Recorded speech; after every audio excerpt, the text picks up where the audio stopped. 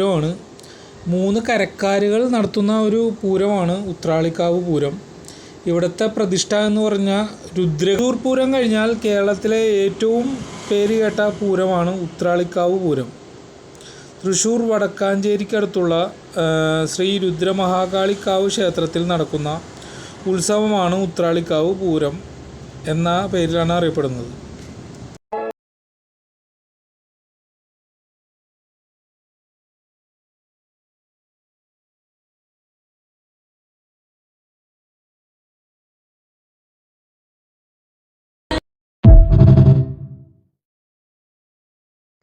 ഈ ക്ഷേത്രത്തിൻ്റെ പുറകുവശത്തു കൂടി റെയിൽവേ പാളമുണ്ട്. ട്രെയിൻ പോകുന്നത് കാണാനൊരു വേറെ ലെവലാണ്. അത് കണ്ടില്ലേ, ട്രെയിൻ പോണത് പോക്ക് കണ്ടോ. അതും കണ്ട് ഈ ഗോപുരങ്ങളും കണ്ട് ഇരിക്കാനൊരു വേറെ ലെവലാണ്.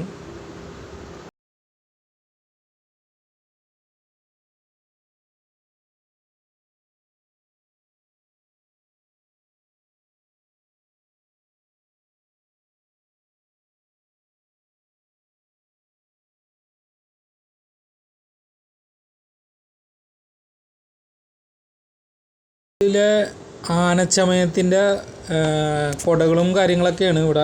പ്രദർശനമുണ്ട്. ആൾക്കാർക്ക് അങ്ങനെ അകത്തോട്ട് പ്രവേശനമില്ലെങ്കിലും നമുക്ക് ചിലവർക്കൊക്കെ അകത്തോട്ട് കയറാം, കുഴപ്പമൊന്നുമില്ല. അപാര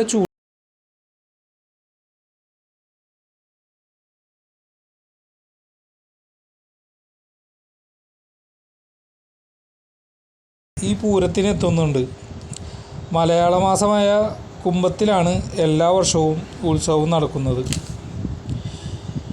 8 ദിവസത്തെ ആഘോഷമാണ് ഇവിടെ നടക്കുന്നത്. രാത്രിയും പകലും ആയിട്ട് പരിപാടികൾ നടക്കുന്നുണ്ട്. ആനയുടെ ഘോഷയാത്രകളും കൂടെ ഉണ്ട്.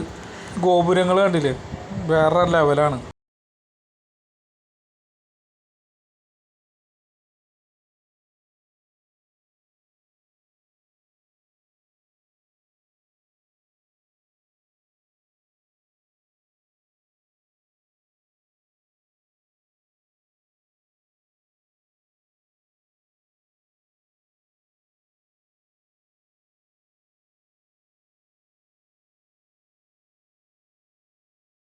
ഉത്രാളിക്കാവിൻ്റെ ഉള്ളിൽ പറയെടുക്കണേണ്. ക്യാമറ അങ്ങനെ അകത്തോട്ട് കയറ്റാൻ പാടില്ല. എന്നാലും നൈസായിട്ട് ഇപ്പോൾ ഇന്ന് ഉത്രാളിക്കാവ് ഉത്സവമായതുകൊണ്ട് അങ്ങനെ ആരും ഒന്നും പറഞ്ഞൊന്നുമില്ല. നല്ല രീതിയിൽ പറയെടുക്കുന്നുണ്ട് ആൾക്കാർ. ഇത് കണ്ടില്ലേ, പിള്ളേരെയൊക്കെ വെച്ചാണ് എടുക്കുന്നത്.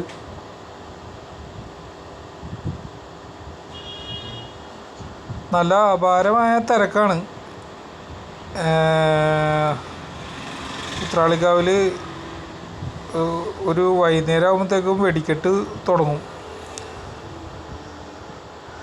അങ്ങോട്ട് എന്നിട്ട് പിന്നെ അവിടെ ചെല്ലുമ്പോൾ പുള്ളിക്കാരൻ നീ ഇതൊക്കെ കണ്ടിട്ടാണ് ഇങ്ങോട്ട് വന്നിരിക്കുന്നത് അറിഞ്ഞിട്ടുള്ളത്.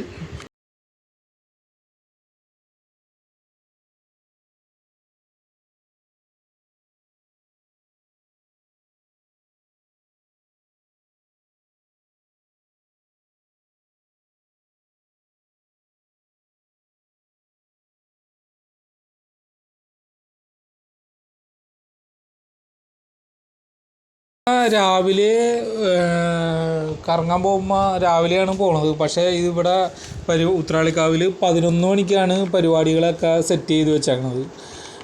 11 മണി തുടങ്ങിയാണ് പരിപാടികൾ തുടങ്ങുന്നത്. അപ്പോൾ ഞങ്ങൾ വന്ന വഴിക്ക് ഇവർ പറഞ്ഞു 1:30 ആകുമ്പോൾ റോഡ് ക്ലോസ് ചെയ്യുമെന്ന് പറഞ്ഞു. അത് കാരണം നേരത്തെ ഞങ്ങൾ പോയി, വൈകുന്നേരം ആകാൻ നിന്നില്ല.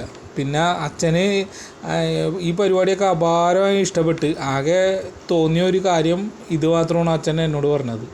അത് അച്ഛൻ തന്നെ പറയും. ഹലോ, എനിക്കൊരു കാര്യം പറയാനെന്ന് മകൻ പറഞ്ഞില്ലേ, അതാണ് പറയാൻ പോണത്.